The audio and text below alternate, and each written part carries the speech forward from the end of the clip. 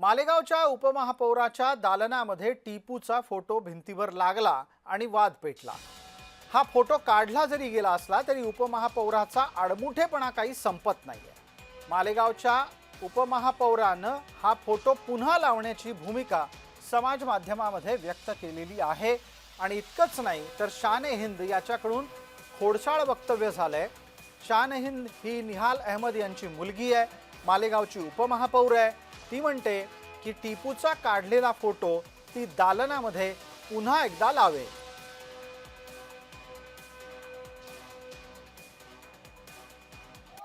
अपने सिपाही के जख्मों को सीता था, प्लास्टिक सर्जरी का जिन्होंने काम किया, जहां मस्जिदों की हिफाजत की वहां मंदिरों की भी हिफाजत की, जहां मुसलमानों का सोचा वहां हिंदुओं का भी सोचा, जिन्होंने तालीम को आगे बढ़ाने के लिए कोशिश की, वहां टीपू सुल्तान, हजरत टीपू सुल्तान की तस्वीर भी इंशाअल्लाह हमारे ऑफिस में आज रिपेयरिंग के बाद लगेगी।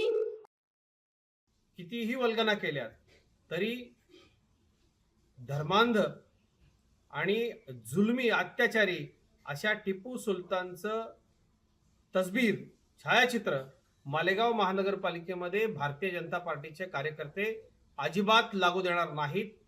शान-ए-हिंद या वारंवार हिंदुत्ववादी कार्यकर्त्यांना डिवचण्याचा प्रकार करतायत। एक लक्षात ठेवा, विस्तवाशी खेळण्याचा प्रयत्न करू नका।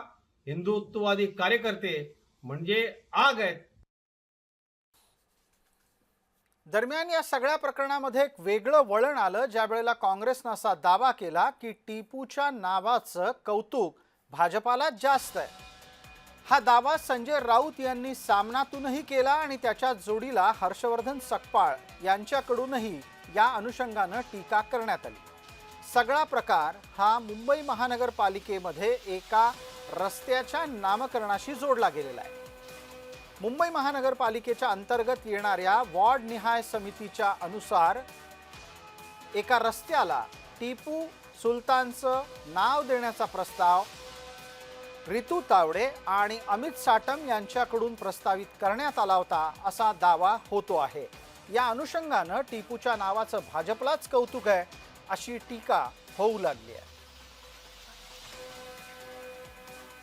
भारतीय जनता पक्षाने महाराष्ट्राचा तालिबान करण्याच्या अनुषंगानं, दंगे घडून आणण्याच्या अनुषंगानं कालचं एकंदरीत त्यांनी हे कालचा सर्व त्यांचा प्रयत्न होता।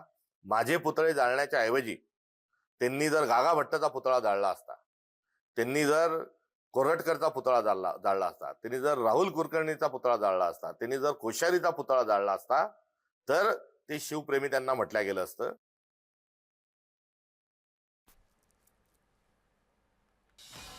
टिपू सुलतानच्या निमित्तानं सुरू असलेला वाद सध्या महाराष्ट्रात सर्वत्र गाजतोय आणि त्यामुळे इतर अनेक मुद्दे तुलनेनं मागे पडलेले आहेत।